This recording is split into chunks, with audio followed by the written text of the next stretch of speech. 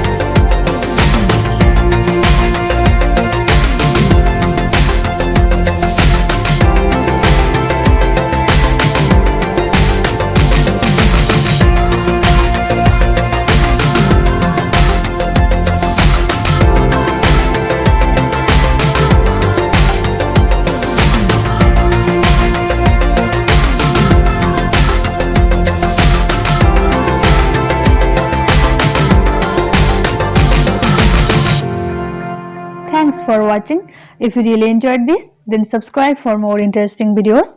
Useful and easy. Be creative.